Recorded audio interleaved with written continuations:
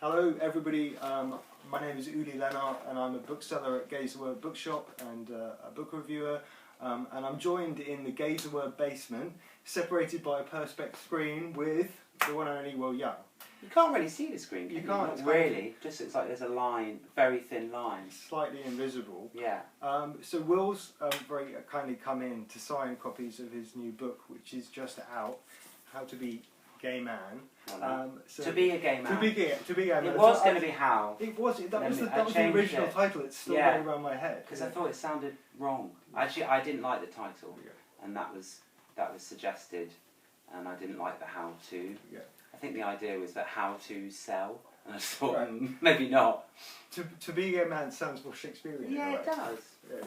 So so we're just going to have a super brief little chat about the book. So essentially, it's kind of part memoir, part exploration of kind of the toxicity of kind of gay shame. Yeah. Tell us a little. Yeah, it is. So, gay shame was something that I worked through when I was, I'd say, 32 till about 34. Mm-hmm. Yeah. It was sort of latent in me, but I didn't even know the phrase until I came across Velvet Rage, the book, and I really liked the book.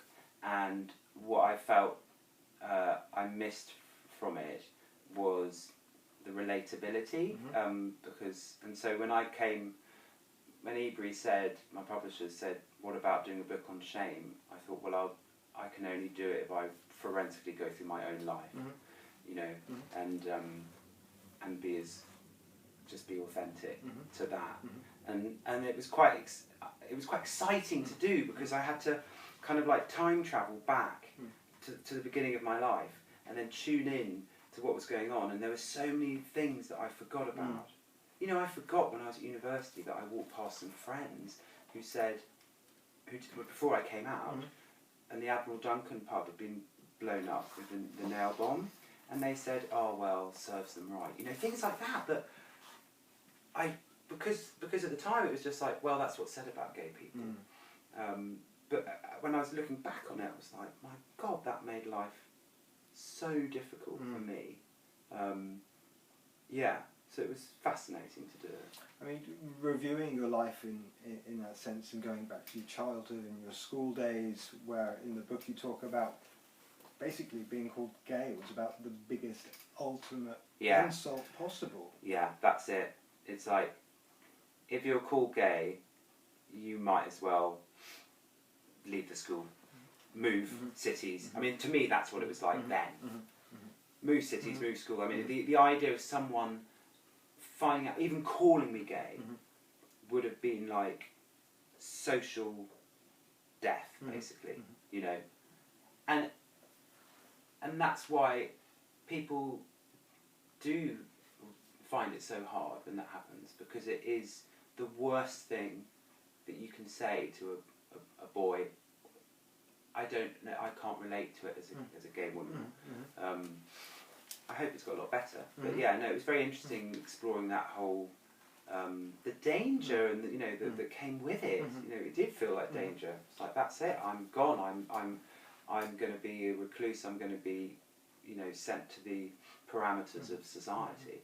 And all of these kind of traumas, these layers of traumas, this fear about being kind of like perceived to be gay, these representation kind of on the TV of gay people being stereotyped, all of this, kind of, and microaggressions in the street when you hear homophobia, all of this has an impact on our emotional and psychological constitutions as we're growing up, and often as very sensitive young people.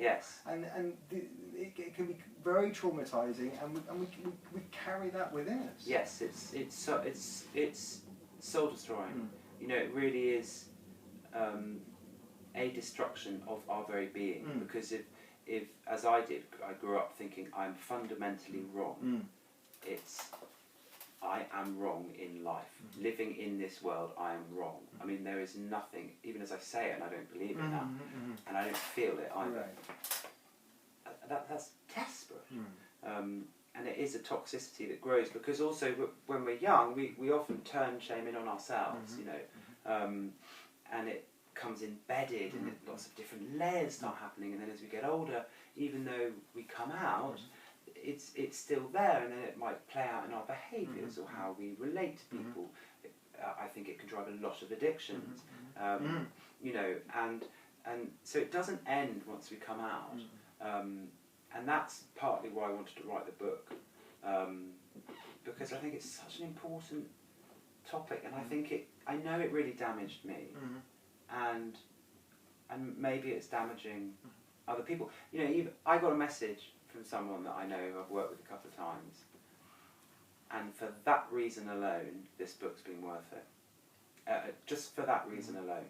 I mean, when it seems, I mean, I think it's really beautiful that you put this together and you've shared your experience, and you know, you often encapsulate kind of points and feelings that, you know, in a really kind of like lucid, clear, unfussy way for me. You're very honest, you're very direct, you're very articulate, and you're unafraid of kind of using, you know, your life and your experience as a kind of like workshop to I think help other people kind of recognise similar issues in their own lives and put pathways and solutions forward for the rest of us. And I think what you're doing in this book is kind of creating, you know, a dialogue, an ongoing dialogue about our well-being and our mental health in our community, and I think that's a really kind of like wonderful, important thing. And I just want to say thank you for doing this. Well, thank you, because you've just encapsulated everything that I wanted to do in the book.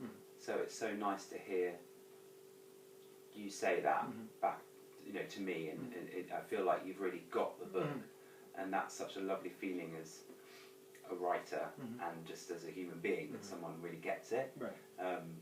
And it is an ongoing dialogue. You know, there might be things that I say that people don't agree with, and that's fine as well. Right.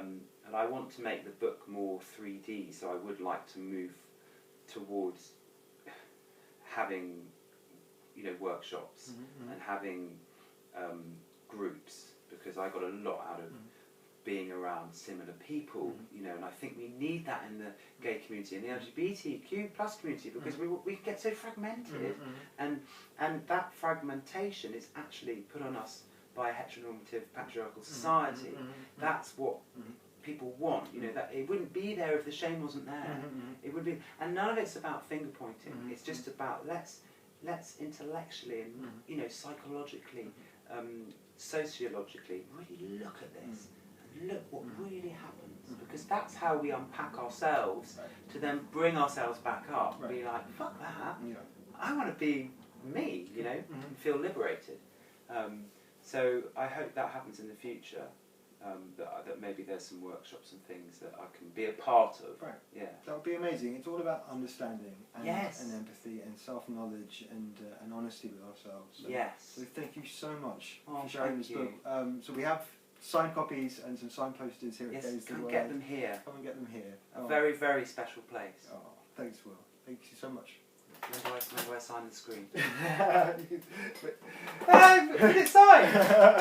You can if you want it. No.